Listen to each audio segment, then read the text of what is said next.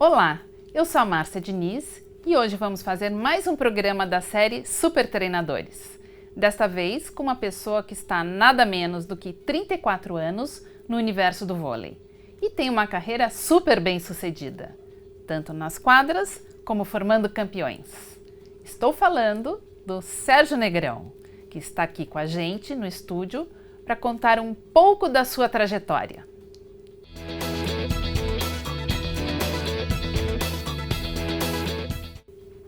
Tudo bem, Sérgio? Tudo bem. Prazer ter aqui hoje prazer você. É meu estar aqui.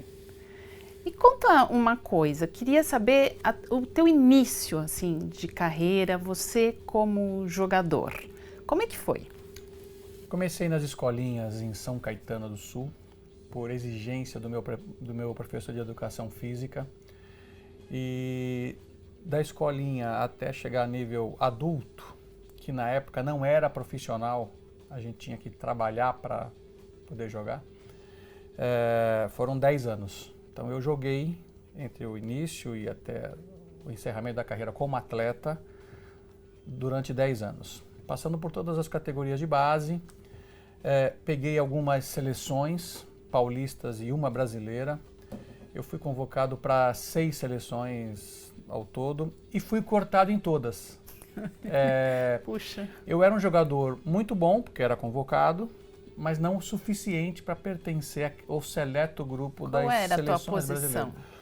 Eu passei de ponteiro para levantador. Então eu comecei lá no mirinzinho como jogador, como ponteiro, que não tem muita posição nessa, a gente roda em todas as posições.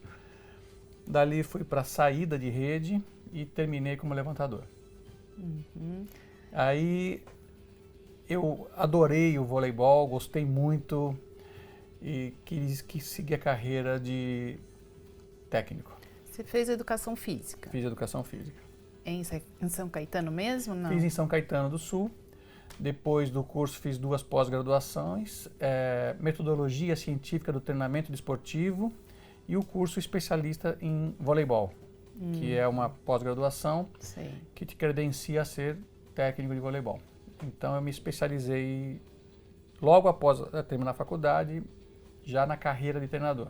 Sim. Muito tempo depois, já com vistas a uma carreira um pouco mais fora da quadra, eu fiz um MBA em marketing e fiz também em gestão esportiva aplicada aos negócios.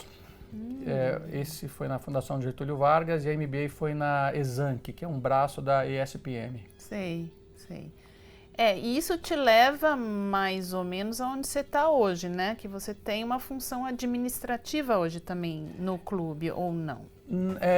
Supervisão técnica de todo o departamento de voleibol. Então eu tenho que olhar para a base do Pinheiros, reúno os treinadores, estabeleço as políticas, só relacionado ao voleibol. Sei. Quer dizer, você convoca, né, as jogadoras também, que fazem parte da Superliga. E, obviamente, você também seleciona a tua equipe técnica, né? Sim, eu seleciono os treinadores, capacito, faço encontros, a gente troca informações técnicas e também eu estabeleço a política técnica do clube. Então é o seguinte, quando tem uma jogadora, a idade de acesso às categorias de base do Pinheiros é o sub-19, ou são jogadoras que tenham 17 e 18 anos. Então eu tenho que olhar essa jogadora projetando o futuro dela para chegar no adulto. Então tem que ter um olhar bastante sensível. Uma jogadora de 17 anos, a gente projeta a evolução dela para ver se ela vai conseguir chegar no adulto do Pinheiros. Então esse é o grande segredo que, em conjunto com alguns técnicos que estão lá no Pinheiros já há mais tempo, técnicos muito competentes, a gente consegue elaborar e estabelecer uma rotina de treinos e projeções para que chegue como a gente quer. Assim, tendo esse olhar clínico, né, que você já tem com tantos anos, com tanta experiência, olhando, né, uma jogadora que está na categoria de base, quais são as habilidades e os requisitos, tanto técnicos, quanto físicos, quanto comportamentais, que você busca para fazer uma primeira triagem? Não, vamos trabalhar essa futura jogadora. Perfeito, excelente pergunta. Na verdade, é um atributo físico, não tem como negar isso, e que esse atributo físico, ele praticamente define o que a jogadora pode ser.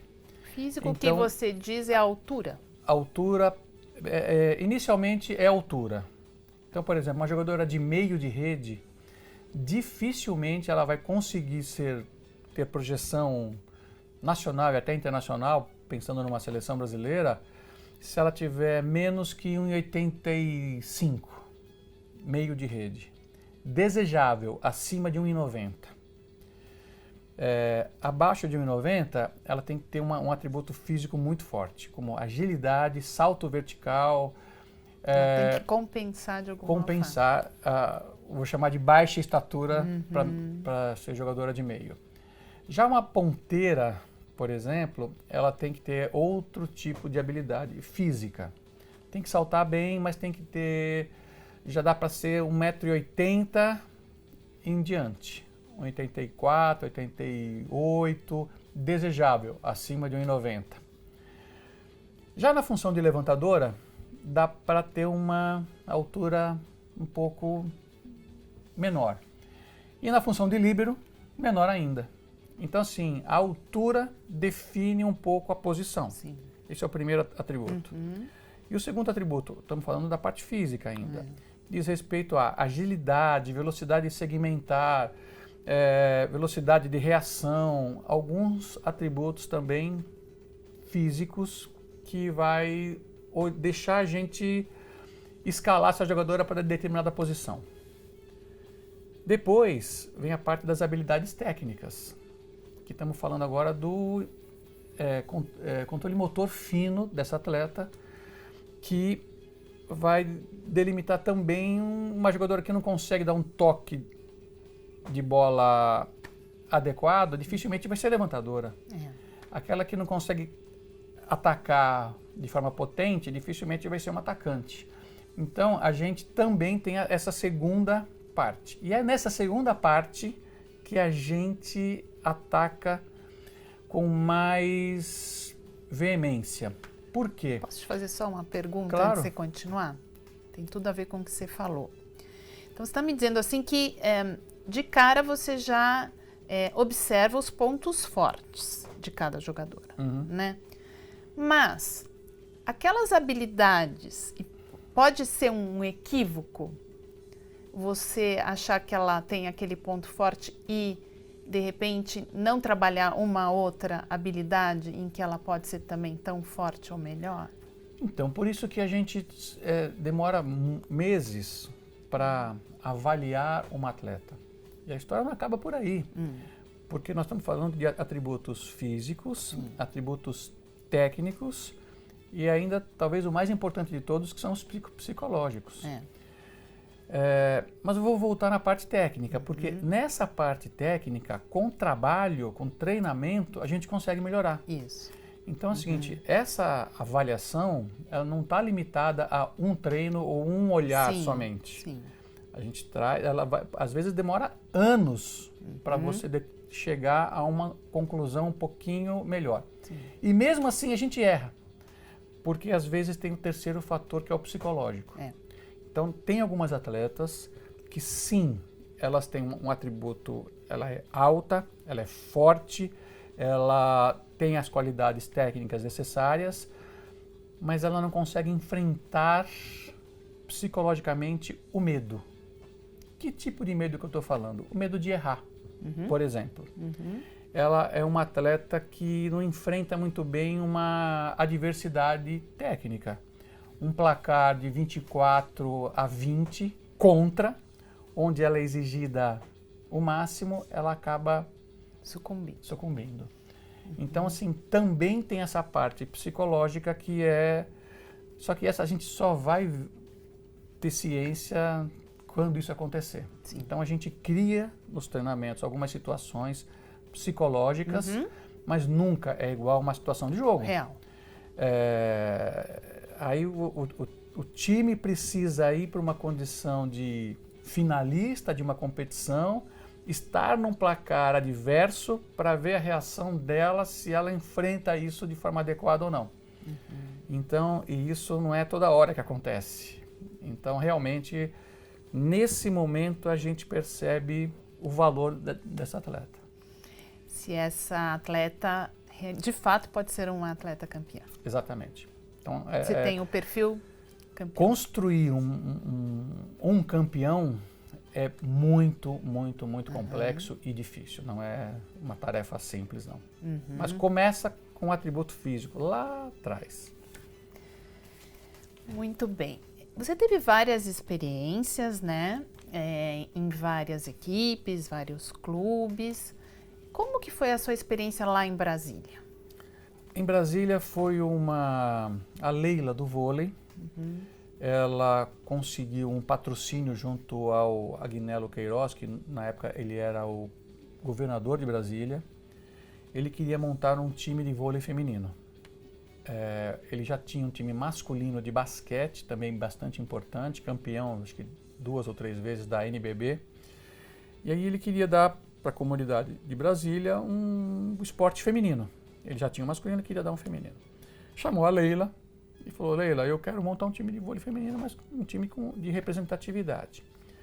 A Leila, conhecedora da minha capacidade de organização, me convidou para gerenciar o projeto do Brasília Vôlei. Então a gente tinha o dinheiro, o patrocínio de 2 estatais de Brasília, o Banco de Brasília, que é o BRB, e a Terra Cap. Que época que foi isso? 2013.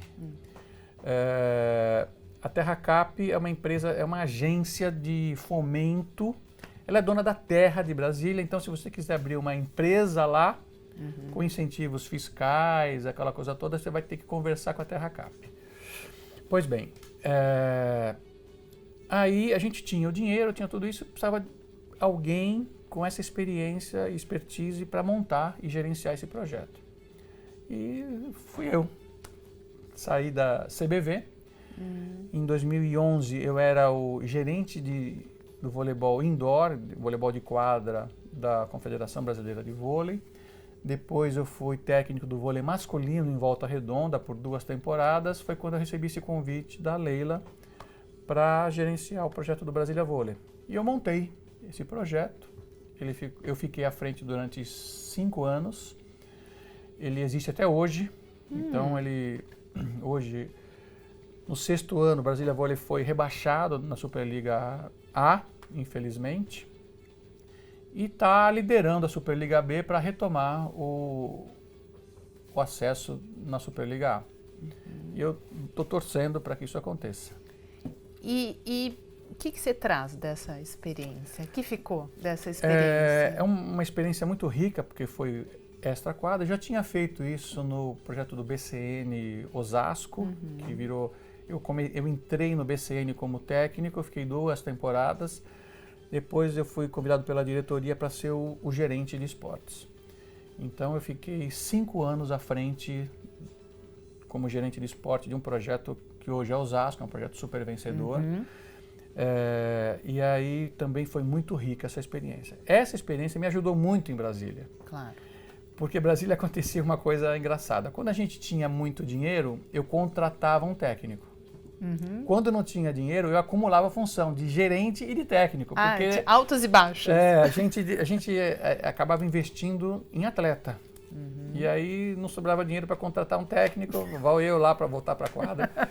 E eu sempre brinquei com a Leila, né? Porque eu falei assim: ô Leila, na hora do bem bom, eu saio da quadra e entrego um time em condições para um técnico aparecer. Então, assim, e na hora que não tem dinheiro, aí eu que assumo, parece que eu sou muito incompetente, né? Porque estou sempre apagando incêndio.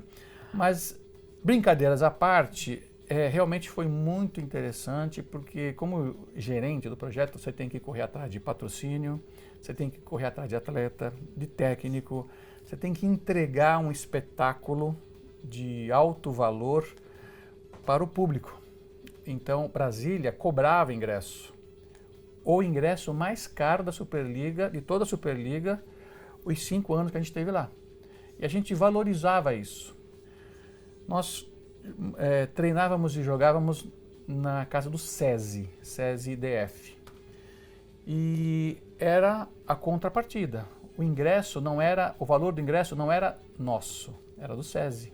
O SESI pagava tudo pra gente, mas ele falou assim, o ingresso é meu. E vocês têm uma cota que é de vocês. Aí eu tinha um ingresso relativamente caro, chegou até R$40 por pessoa, por jogo. Então eu tinha que entregar um evento, um espetáculo. E aí eu tive algumas experiências muito interessantes. Esses malabares que a gente pega de vez em quando cruza nos semáforos, eu simplesmente contratei 6 malabares que durante os intervalos do jogo eles acabavam fazendo coisas. Consegui um patrocinador de café, onde a degustação de café, você comprava ingresso, mas você podia tomar café à vontade durante o jogo. Então, quem gosta de café é maravilha. Né? A gente foi criando alguns atrativos para que realmente o espectador e o público que fosse ao ginásio tivesse um momento de lazer e de satisfação. E eu gostei muito dessa coisa toda. Você achou menos estressante do que ser treinador? O estresse é diferente. É diferente. Quando você entrega um ginásio lotado e que as coisas funcionam adequadamente, porque é o seguinte, se você vai distribuir café, o café tem que funcionar, ele não pode estar frio, ele não pode dar nada errado. Aí você contrata um malabares que ele joga umas facas para cima. A gente tem que torcer para que a coisa não aconteça nenhum acidente. O outro era uma coisa com fogo também. Então a gente tem que ficar muito atento a tudo. E além disso, o organizador do evento também é o seguinte, tem que entregar os patrocinadores. Claro. Então é o seguinte, eu tinha que dar uma camisa para o público. Eram 400 camisas para um público que tinha que ficar na frente da câmera 1 e 2, da TV, para dar um certo visibilidade para o patrocinador. Aí eu corria no caminhão da TV, ia lá na mesa de controle deles. Para checar se a angulação da câmera estava pegando se de fato o patrocinador ia ficar feliz. Então, é estressante sim, mas é outro tipo de estresse, né? Não é a mesma coisa de ter que ganhar um jogo. Qual você prefere? Ah, que pergunta difícil. Tem ou não? Não, tem. Quando você tem um time bom, qualificado, assim... como eu fiz isso muito tempo, a minha vida inteira, eu sou apaixonado pelo que eu faço. Então é o seguinte, ser técnico é muito bom. Esse estresse de jogo é bastante interessante e gratificante também. Ganhando ou perdendo, o jogo é muito legal. E como gerente foi uma novidade para mim, né? Comecei em Osasco e apliquei em Brasília. Então isso são coisas novas. Sim. Vou contar uma outra passagem agora em Osasco. Conta. Eu tinha que fazer uma melhoria. O ginásio era da prefeitura e o PCN era uma empresa da organização Bradesco. Então é altamente exigente. Pediram para eu fazer algumas benfeitorias. Ok, a gente faz.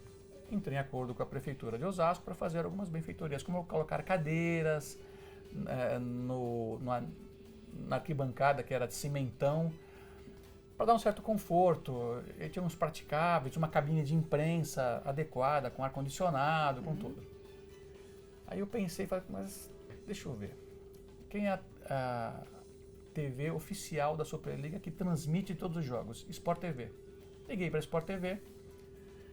Falei com o técnico, lá com o cara que escala, ele me deu o o nome da pessoa da área técnica e eu paguei uma passagem dele para ele vir do Rio de Janeiro até São Paulo, fui buscá-lo no aeroporto. Para saber o que precisava. Aí eu falei assim, onde vai ficar o teu caminhão? Onde vai passar os cabos? Onde vai ficar o teu repórter? É isso, porque eu não quero que fique aquele monte de fios arada. Então, assim, a gente fez tubos, preparou o ginásio, fez os praticáveis, um em cada fundo de quadra, deixou o ginásio como ele queria. Mas foi a passagem de avião mais barata que aconteceu. Porque na hora de escolher os jogos que iam para a TV, onde você acha que a área técnica ia escolher? Um ginásio que tivesse totalmente adaptado. Que não precisasse se incomodar com nada. Exatamente isso. Então, assim, a quantidade de jogos que a gente teve no ano seguinte muito maior foi mais que o dobro. A gente saiu de 4 jogos na TV e foi para 12. Incrível. Simplesmente porque a gente atendeu tecnicamente o que a TV queria. Os padrões que eles precisam. Então ficou tudo muito mais fácil. Agora, esse é um tipo de coisa que você aprende só na prática. Claro. E no primeiro momento nem foi essa a tua intenção, lógico. Não, né? E isso é coisa do gerente mesmo, né? Então, por exemplo, em Brasília eu percebi que a imprensa não estava preparada para o vôlei. Eles tinham aquele time de basquete que eu falei para vocês, e aí começou eu falei, nossa, os repórteres não sabem um pouco do vôlei. O que eu fiz? Fiz uma clínica de vôlei voltada para a imprensa. Legal. Eu consegui reunir 20 pessoas, onde eu fui explicar elementos de voleibol, gírias, jogadas, o que é. Que bárbaro. Educando, de fato. Até a análise de um relatório de jogo. Então, porque a gente utiliza um programa italiano que chama Data Volley, o mundo inteiro utiliza, e a gente entregava esse relatório para a imprensa no final do jogo, para o repórter ter um pouco de dado técnico, quem foi a maior pontuadora, quem foi a melhor recepção, ele tem de fato o que aconteceu no jogo. E isso é uma planilha cheia de números. Se você não souber interpretar, ler e interpretar, você fica boiando. Então, foi também uma forma de dar uma certa capacitação para os... foi um sucesso danado. Imagino. Foi muito interessante. Imagino. Que fantástico. Que bacana. Que experiência, né, abrangente, rica, né? E agora eu queria saber um pouquinho, assim, você me falou no início como selecionar uma jogadora, quais são os atributos, as qualidades e tudo mais. Uma vez que você já tem a sua equipe, né, que você escolheu, como você gerencia, como você faz com a cultura? Qual é a cultura da sua equipe?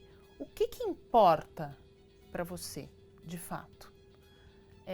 E o que você não tolera de jeito nenhum? A cultura está um pouco relacionada também até o local onde você está. Por exemplo, eu nunca tinha trabalhado num clube social, como o Pinheiros. Eu sempre trabalhei em projetos praticamente exclusivos. Leite Moça, Pirelli, lá atrás, Pirelli, não Leite atrelado Moça, a clubes. A clube. E então está sendo também uma experiência muito rica para mim, trabalhar no Pinheiros. Você está há quanto tempo já? 2 anos. 2 anos. Porque o Pinheiros é um clube sensacional, mas é um clube de 120 anos. Um clube tradicionalíssimo, que reúne famílias tradicionais, novos sócios. Então ele é um clube bastante heterogêneo. E aí, mas quem é o dono do clube e o dono, consequentemente o dono do time, são os associados. Então a gente, hoje o meu papel ali, além de todos os atributos que eu vou falar daqui a pouquinho do time especificamente, é fazer o associado gostar do time e o time, as atletas, gostarem de estar lá das associadas. Então várias ações estão sendo feitas nesse sentido e ações com muito sucesso. Mas, antes disso, a gente tem que dar o que é ser atleta profissional de voleibol. Primeira coisa, primeiro é disciplina. Ela tem que ser disciplinada em tudo que ela faz.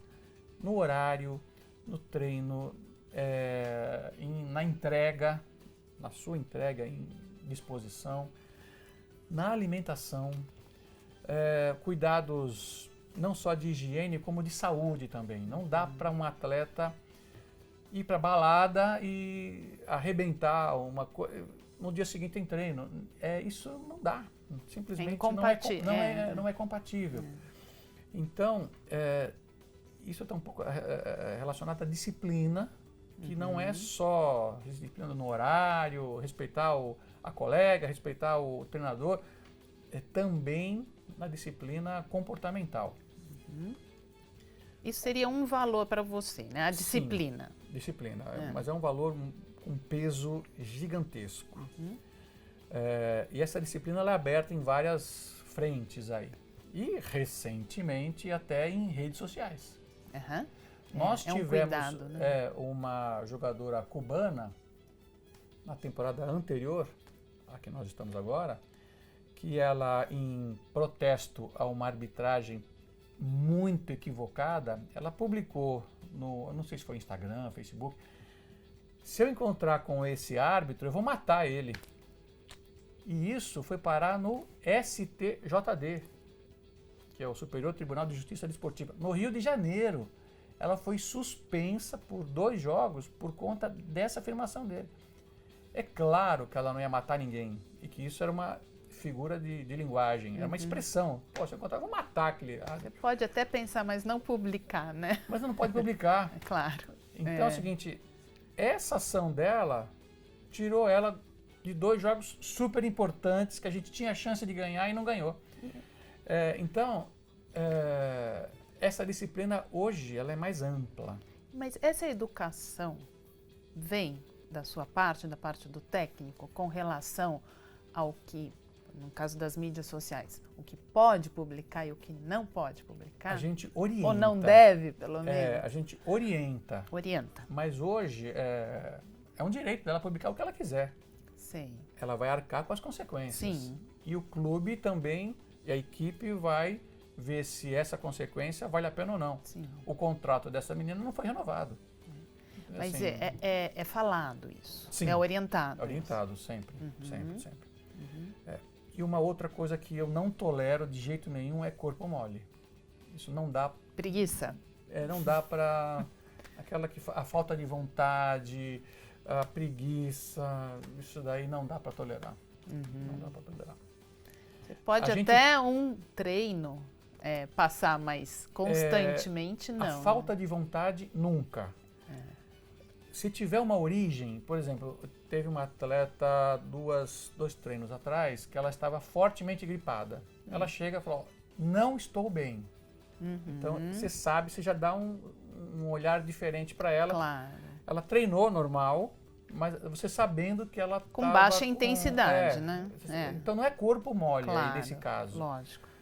Mas é uma atleta que realmente fazia as coisas com muita intensidade sempre, mas naqueles 2 dias ela deu uma aliviada, mas normal isso. Saúde. Saúde. Então assim, também tem que ser levado em consideração esse tipo de coisa.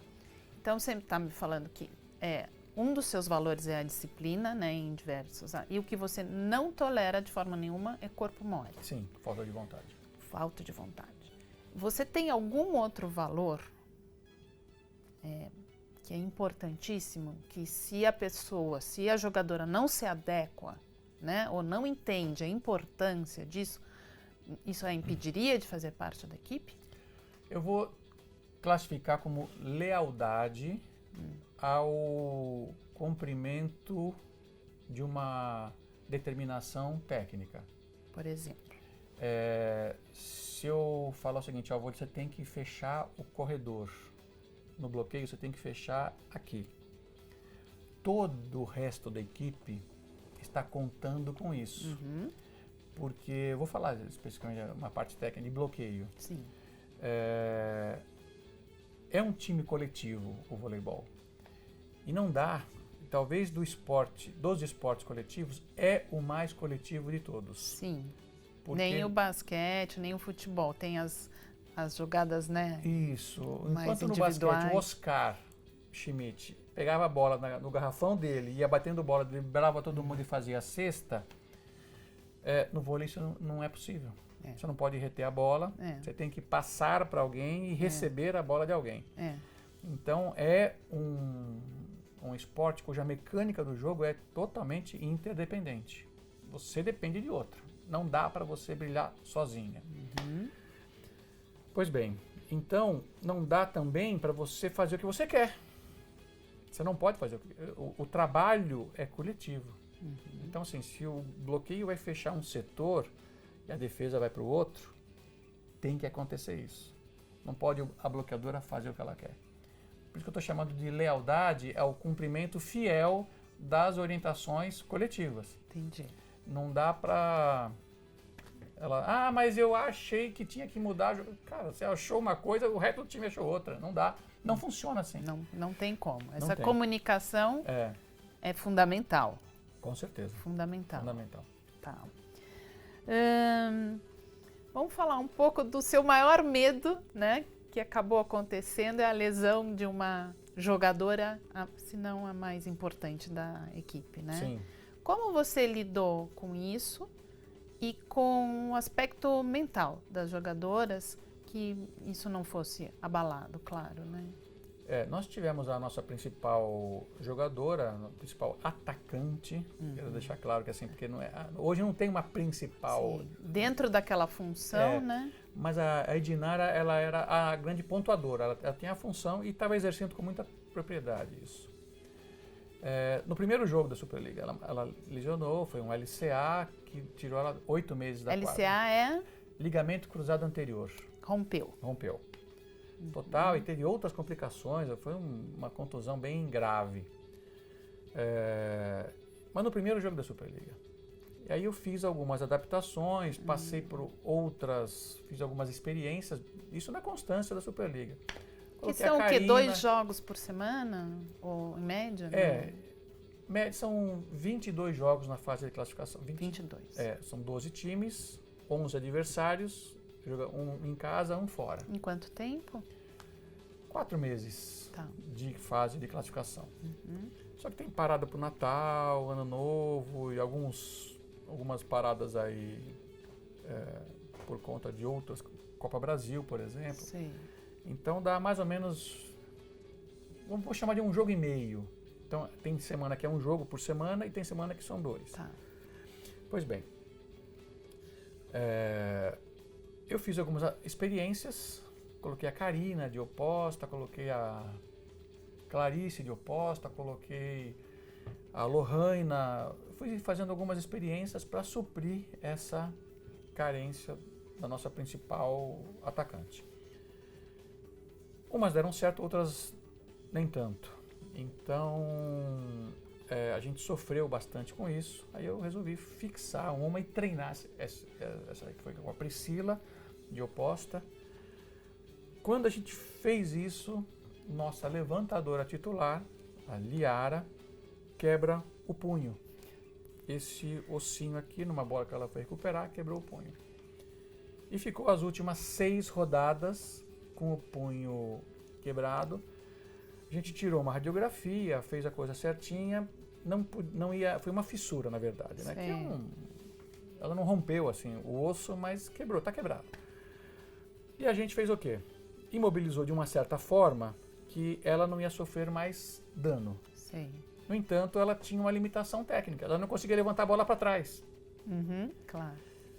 E isso, os adversários, eles... Percebi. Não, eles não sabiam no começo, mas depois, durante o jogo, falou, opa, não está indo bola para trás. Aí você fica jogando só com bola para frente, fica difícil.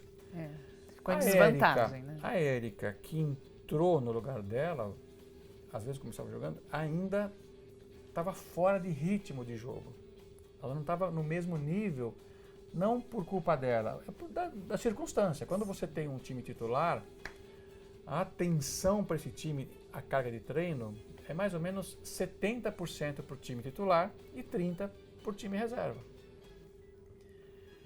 Quando isso acontece várias vezes, é normal que as titulares com uma carga de 70% para ela, a diferença entre as titulares e a reserva vai aumentando cada vez mais.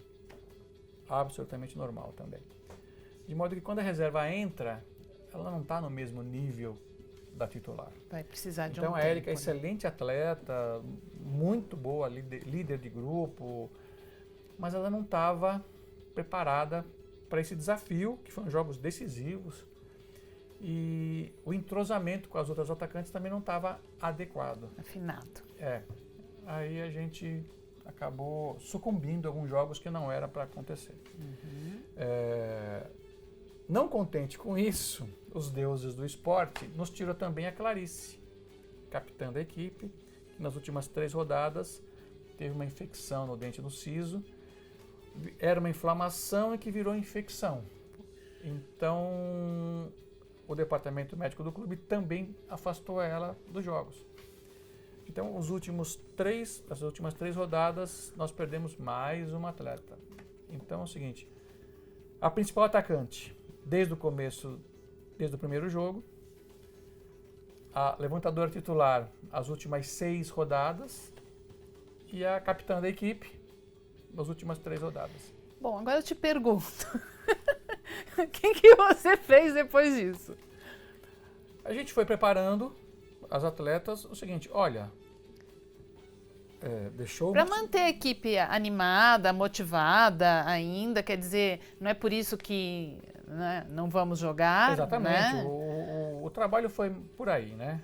Olha, ou a gente tem 2 caminhos, ou joga a toalha e se dá por vencido, ou vamos nos superar e encarar esse desafio e esse obstáculo de forma contundente. Vamos para cima. Vamos perceber a melhoria. E as meninas foram ótimas. Esse grupo é sensacional. Em momento nenhum faltou vontade, faltou disciplina. Excelente grupo. Só que nós remamos contra algumas adversidades e não fomos competentes, a verdade é essa, para vencer. E algumas adversidades foram assim, na última hora. Então, por exemplo, eu fui avisado que a Clarice não ia jogar no dia do jogo. Então ela tinha treinado um dia anterior no time titular. No dia do jogo, o departamento médico falou assim, ó, ela está vetada. Isso é terrível. Então você acaba tirando uma e colocando outra sem treinar. Isso realmente... Então assim, no momento decisivo, isso faz muita diferença. Claro. Faz muita diferença. Claro. Mas assim, a gente tentou de tudo. Envolvemos o departamento médico do clube com o departamento de psicologia. Tem um psicólogo lá que é muito interessante, muito competente também. A verdade é que a gente fez o que tinha que fazer. E acabou não dando certo por contingências que eu chamei de deuses do esporte. Mas o trabalho foi feito com muita... Mas depois de tantos obstáculos assim, né, tantas coisas que aconteceram, o Pinheiros encerrou a participação, né? Sim. E ficou em que colocação? Em 9º colocado. De 12. De 12. Agora, importante ressaltar que o Pinheiros tem o 9º orçamento da Superliga. Qual é a posição dele? 9º. Nós ficamos atrás de um time que tem um orçamento inferior ao nosso. Foi Curitiba, ficou em 8º. E ficamos na frente de um time que tem um orçamento 3 vezes o nosso, que foi o Flamengo do Rio, que ficou em 10º. Mas isso porque Curitiba não teve nenhum problema de lesão, o time deu liga, o treinador super competente, deu tudo certo. Sensacional. O Flamengo também sofreu alguns reveses aí que deixou ele para trás. Perdeu vários jogos que não podia perder, enfim. Não foi assim tão fácil para o Flamengo também. Então, quando você monta um time, você tem uma expectativa de... E às vezes você tem que ter sorte de ninguém se machucar. Então, é uma longa jornada. Uma longa, longa jornada. E num campeonato que são 5 meses, sempre alguma coisa pode acontecer. Estou fazendo aqui um vínculo com o que aconteceu no basquete lá nos Estados Unidos, na NBA, com o Warriors, né? Sim. Né, que perdeu 2 jogadores fundamentais, né? Um que quebrou a mão também, o outro rompeu o tendão e acabou saindo da equipe. E foi uma temporada de reestruturação, de novos jogadores, da oportunidade para poder pensar, agora voltou, né? O Stephen Curry voltou, para pensar na próxima temporada. Quer dizer, não tem o que fazer, né? Vamos pensar o que nós podemos fazer para na próxima temporada... Né? Então, eu acho que num determinado momento, acho que você deve ter pensado nisso, né? Sim. Claro, nós vamos tentar chegar na melhor posição possível, né? E já focando, né, para a próxima temporada. Exatamente isso. Né? Vou experimentar, vou fazer alguma coisa, vamos fazer alguma coisa que seja positivo e produtivo já pensando na próxima. Exatamente isso. Uma renovação, não sei, alguma coisa nesse sentido. Eu tenho uma meta pessoal que é minha, que é transformar o Pinheiros num grande time. Porque hoje ele é médio. Ele sempre gravita entre 7º e 9º colocado. Ele está sempre nessa posição intermediária. E o meu sonho é que o Pinheiros volte a ficar entre os 4 primeiros da Superliga. Para isso precisa de dinheiro. O esporte, que eu falo, dinheiro, deixa eu mudar a palavra, investimento. E o esporte, profissional, ele vive de investimento. Quem tem mais dinheiro contrata os melhores atletas. Por isso que o PSG, o Barcelona, o Real Madrid, o Manchester United tem os melhores atletas. São o seleções dinheiro, mundiais. Eu concordo com você, investimento, mas com competência, né? Sempre. Investimento sem competência também, a gente já viu alguns casos também. Né? Muitos casos. Mas hoje a gente está nessa corrida atrás de investimento, de patrocínio, para que qualifique ainda mais o voleibol do Pinheiros. Já que você entrou nesse assunto, vamos aprofundar um pouquinho mais. Pois não. Você acha isso possível hoje, dada essas mudanças que o governo vem fazendo, né, com relação ao esporte, aos incentivos, o que os clubes podiam fazer, que agora não podem fazer mais e que as verbas estão diminuindo? Você acha possível que isso ainda aconteça? Eu acho que está cada vez mais possível. Porque você acha que está ficando tudo mais igual? Existem vários tipos de financiamento do esporte. A Lei de Incentivo ao Esporte, ela foi promulgada em 2006, mas ela se tornou operacional em 2007. Então nós vamos fazer 13 anos. Durante esse processo, a Lei de Incentivo ao Esporte, ela foi aprendendo com os erros. Então ela foi aumentando as amarras. Ela via que tinha alguma coisinha errada, ela tampava ali. Ela via que tinha uma outra coisa errada, ela fechava ali a torneira. Então assim, e hoje está muito mais rigoroso. Só que esse é um tipo de financiamento do esporte que não se tinha há um tempo atrás. A gente tinha que bater numa empresa e pedir verba de marketing. É uma coisa meio clássica. Olha, você me dá um dinheiro para eu contratar atletas e comissão técnica, melhorar meu time, em troca de visibilidade na camisa. Sim. Esse é o clássico. Isso está praticamente extinto. Hoje o tipo de negócio é um pouco diferente. Você tem que dar muito mais coisas que isso. Sim. E uma delas, aliás, é a segunda pergunta quando você bate numa empresa. A primeira é, que esporte que é? Voleibol. Ok, está incentivado? É a segunda pergunta que as empresas querem saber se o teu projeto que você vai apresentar lá, existe a possibilidade de financiar via imposto de renda. Claro. Então é o seguinte, nesse tocante é melhor, está bom a história do financiamento ao esporte via Lei de Incentivo ao Esporte. É claro que recentemente o governo federal ele fez alguns ajustes e amarras. que vale para os projetos novos, de 2020 em diante. Entendi. Os projetos que estão em execução continuam com as mesmas regras de antes. Sim. Então, o Pinheiros e todos os outros clubes terão que rever a forma que são apresentados os projetos e tentar diminuir um pouco esses ajustes que foram feitos. Mas eu vejo que isso é uma coisa natural. Tá. O que eu acredito piamente é que a matriz do esporte brasileiro está errada. Esse é o primeiro ponto. Exato. Se você fizer uma análise, qual são os melhores, qual é o principal medalhista olímpico dos Estados Unidos? Perfeito. E qual é a matriz do esporte americano? Ela basicamente é escolar. High school e college. Faculdade, principalmente faculdade, né? Então é o seguinte, o esporte está centralizado ali. Então eu sou amplamente favorável à matriz americana, que é comprovadamente o país que mais ganha medalha.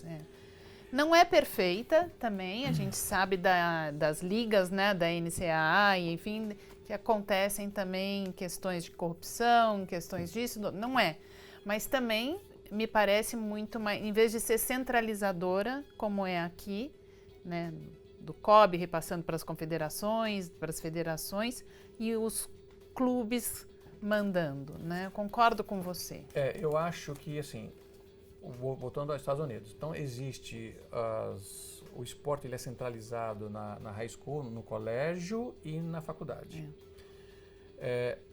Acima disso são as ligas profissionais. Profissionais, claro. NBA, NFL, todas. Todas. Então é o seguinte, muito exitosas. E aí para mim, é o papel do clube. O Pinheiros já faz parte, por exemplo, da NBB, que é uma liga independente. Formada por quem? Pelos clubes, pelos próprios clubes. O Pinheiros também tem um assento na NBB. Então ele é dono de uma franquia de basquete e também é gestor dessa mesma franquia. A esse modelo eu classifico como o ideal. Como você disse, não é perfeito? Não é perfeito. Mas é o ideal. Eu caminharia nesse sentido. Eu acho que os interesses aí, né, ficam juntos, eles convergem em vez de divergirem. Exatamente. Né?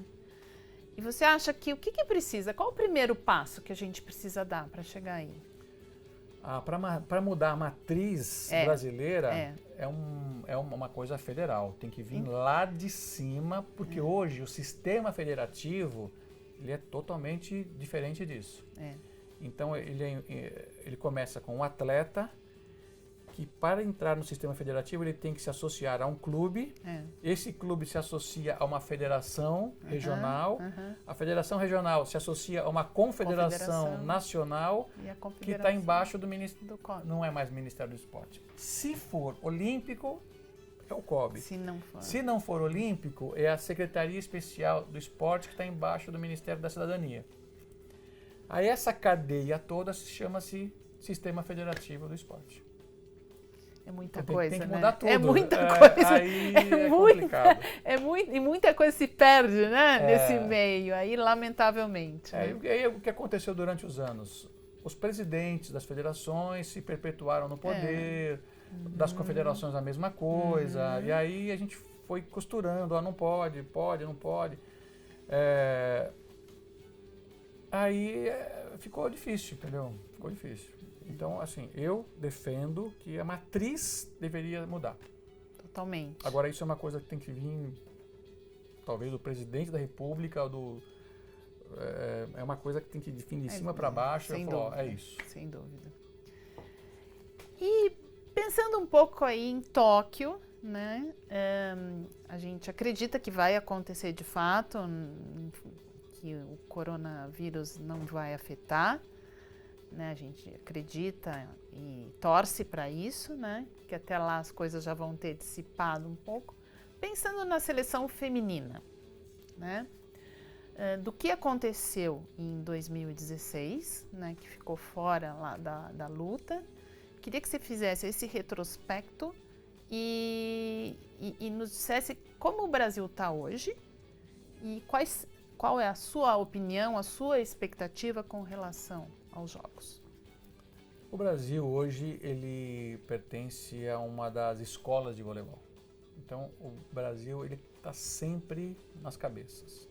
Ou ele é primeiro, ou ele é segundo, ou ele é terceiro. A gente acostumou mal, isso é verdade, porque o que aconteceu na Rio 2016, o Brasil termina a fase de grupo, são 2 grupos, em primeiro lugar. Então ele ganha todos os jogos e termina em primeiro lugar. E pega a China, que terminou em 4º lugar. Então ela perdeu, ela não foi bem na fase de grupo. Não foi bem. E o cruzamento olímpico é esse, o primeiro, o 4º, o segundo pega o terceiro pega o segundo e o 4º de um grupo pega o primeiro. E nesse cruzamento, o Brasil já perdeu. Já tomou, assim, a China cresceu e foi campeã olímpica. Sim. Depois, Sim. O que se mostrou em 2016, é que os 4 do Brasil, os 4 times do grupo do Brasil perderam para os 4 do outro. Então ficou China, a Sérvia, enfim, os 4 que estavam no grupo da China fizeram os 4 primeiros. Esses 4 ganharam dos outros 4. Você acha que impactou assim negativamente, psicologicamente, o fato, sabendo a potência que é a China, obviamente, o Brasil ter pego a China logo de cara? Sim. Não tinha como escolher o adversário. Não, eu digo, mas você acha que isso teve um impacto? A China realmente estava num momento sensacional. A Lampin, que é a técnica, ela faz um trabalho impressionante. É sensacional.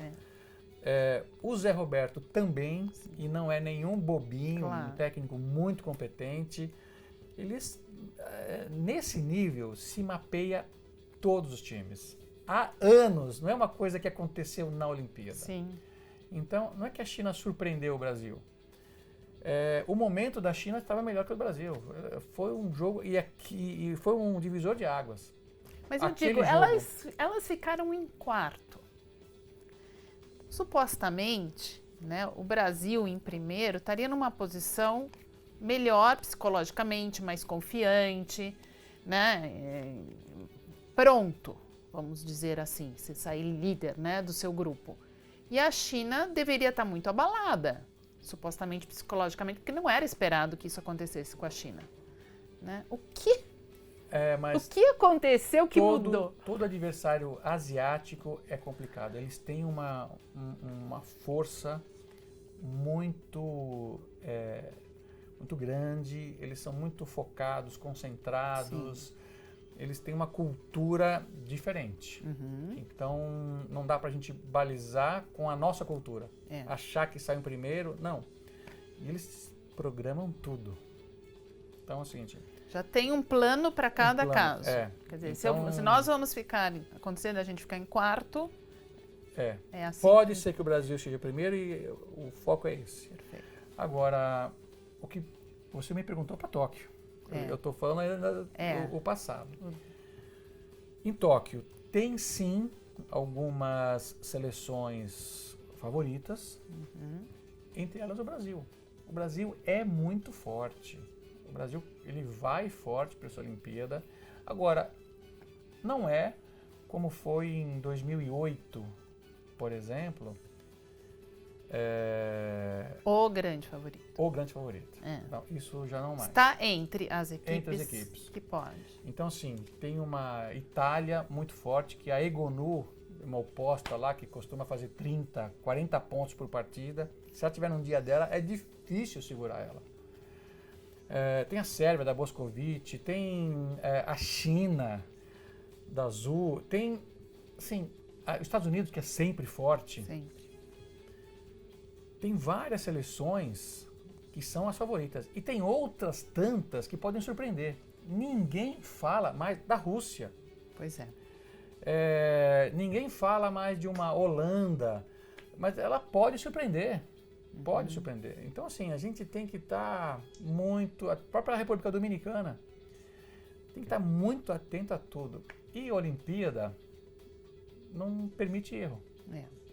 É quem Então, erra assim, menos, né? Se numa fase dessa de cruzamento, a Tandara, que é uma das principais atletas do Brasil, comeu uma coisa errada, acordar com um piriri, complica. Ou se ela tiver um mau dia, Claro. isso acontece, Pode somos acontecer, seres humanos claro, pode acontecer. sujeitos a esse tipo de coisa. Então, o universo tem que um pouco conspirar a favor. E, tem que dar tudo certo. E aquele meu medo de ninguém se machucar. Chegar todo mundo, primeira coisa, né? Inteiro. Esporte inteiro, essa é a primeira, a primeira meta.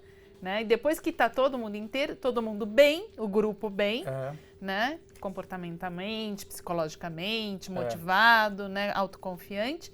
E depois tem o resto que você não controla, que, né? São os adversários. Sim. Né? Que o que você pode fazer é estudar, bolar as estratégias, as melhores estratégias, mas é o que você falou, as coisas que você pode controlar, Sim. né? Que o Brasil chegue dessa forma lá. Né? E você vê o Brasil assim hoje. Sim. Sim. Então o Brasil é um dos favoritos, mas não é o único. E tem adversários tão bons quanto. Certo.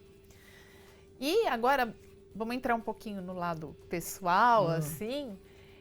Eu sei que você tem uma filha pequenininha, né? Sim.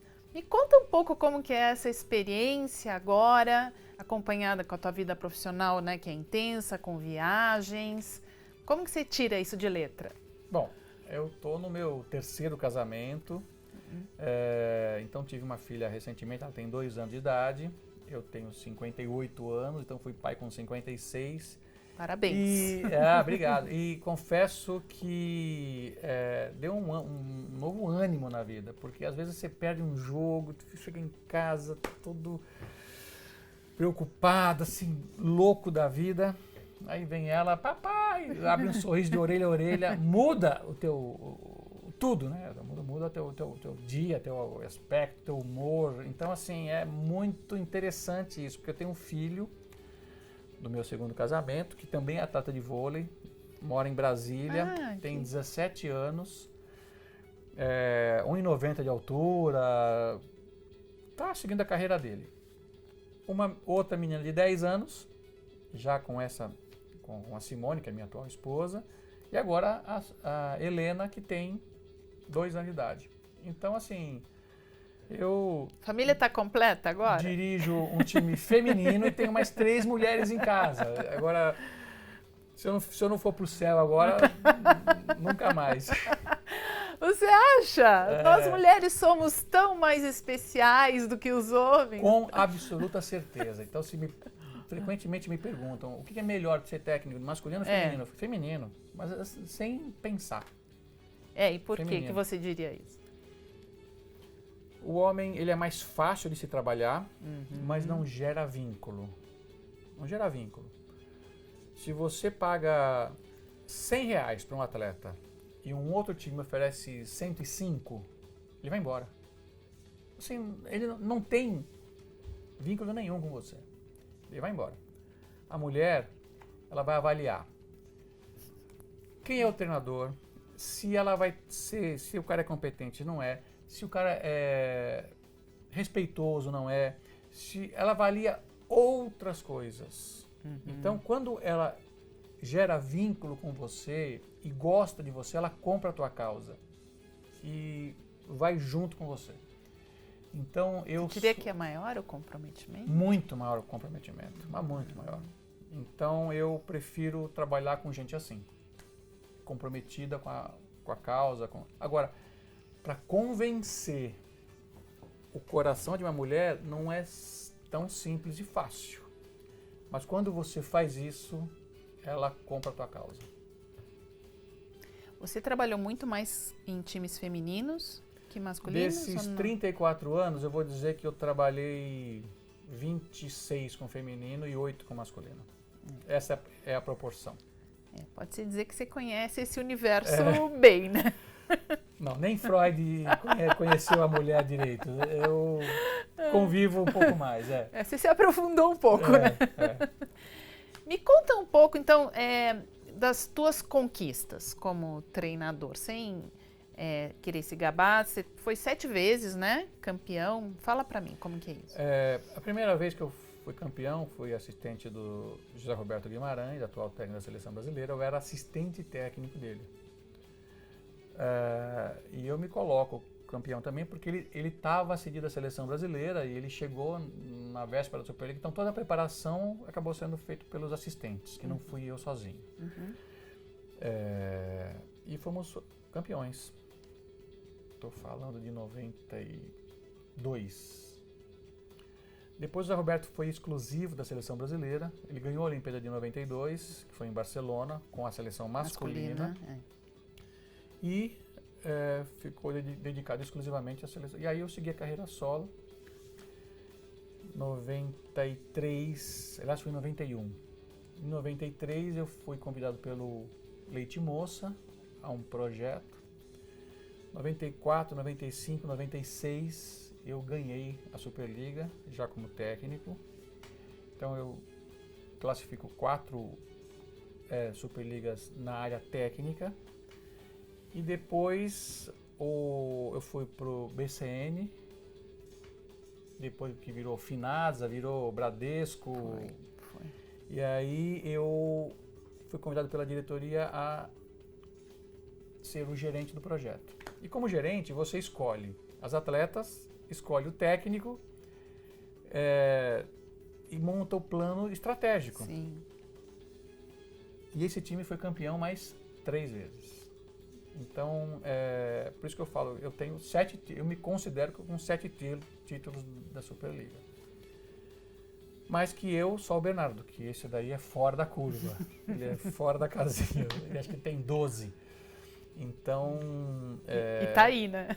E vai... E tá aí, né? E vai longe ainda.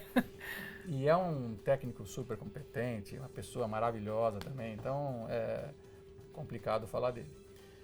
Aliás, eu tenho uma filosofia que, assim, todo técnico de Superliga, seja ele quem for, é muito competente. Assim, não tem técnico ruim. Nesse nível, não tem ninguém ruim. Todos são muito bons.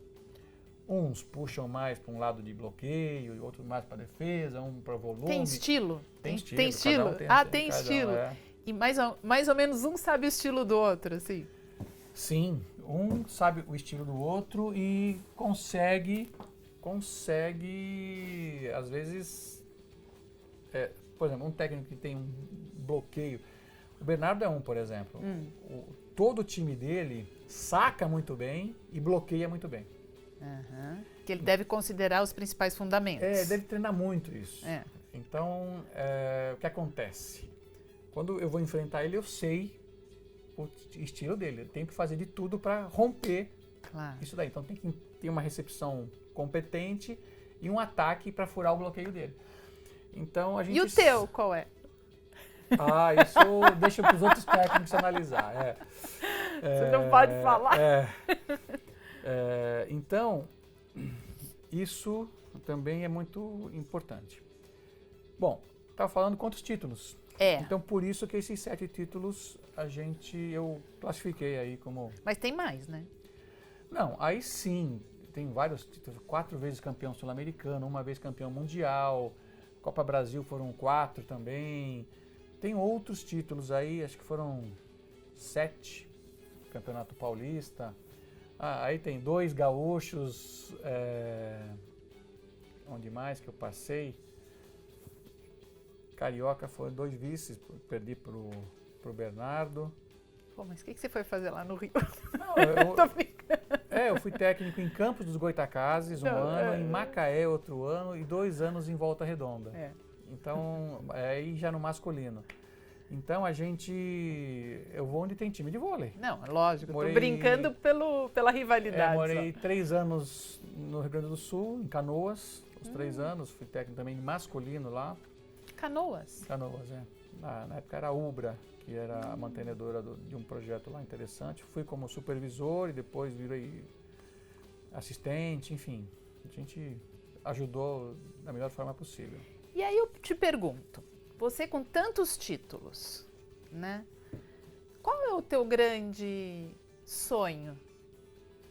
Atualmente, Profissionalmente, atualmente? Atualmente é fazer do Pinheiros um grande time. É botar entre os 4 melhores times da Superliga. E aquele desejo mais secreto? Qual é?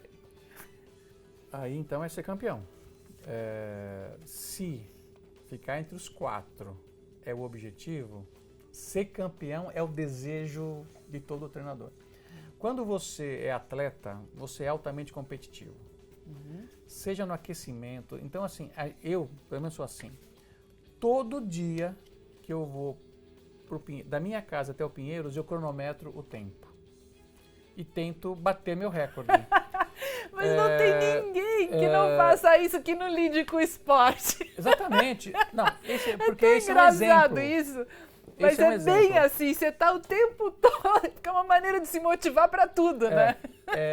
Tanto é que às vezes eu sou convidado para bater uma bola de voleibol, eu falo, não vou, porque se eu for, eu vou para ganhar, eu quero... E aí, assim, extremamente competitivo. Eu não consigo me divertir jogando por jogar. Não dá, não consigo. Aí seja lá o que for, seja tranca, baralho, buraco, você vai para ganhar. Então, eu tenho Você essa mesma questão. Você é doutrinado a vida inteira a fazer isso. Mas eu não acho ruim. Eu não acho ruim. Eu acho que isso é ser competitivo. Sim. Né? Eu acho isso bacana. Bacana, é uma questão de autossuperação. Quer dizer, você não é contra ninguém, é você, né, com você mesmo. E eu acho saudável, para ser sincero. Então, é por isso que eu não estou confortável no Pinheiros com a 9ª colocação. Não estou. Eu quero mais, quero elevar, qualificar o time, quero deixar realmente ele como um grande time. Bom, Sérgio, eu vou querer saber mais dessa história da próxima temporada. Vou te convidar, se você aceitar, obviamente, o convite para vir falar aqui com a gente. Agradeço muito a sua presença, muito importante para a gente, para todo mundo. Tua autoridade, a propriedade que você colocou tudo aqui. Nós falamos de vários assuntos. Eu acho que foi muito enriquecedor mesmo. Obrigado. Agradeço muito. Agradeço e me coloco à disposição sempre que precisar e eu puder.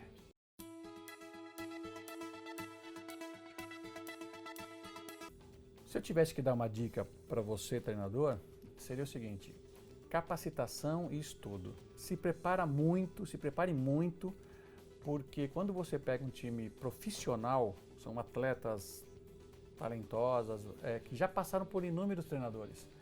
Então, se você falar alguma coisa errada, ou se elas não acreditarem em você, você vai ficar com um trabalho comprometido. Então, a primeira coisa é o seguinte: melhore o seu conteúdo. Técnicas de treinamento, técnicas de tudo que você faça. Abordagem. E depois vai ter que estudar a parte de estatística, como que você vai vencer um adversário.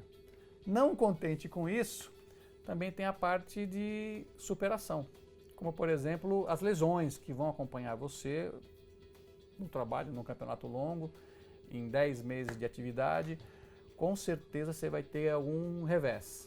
E como você lida com esse revés é que faz toda a diferença no mundo. Então, se capacite.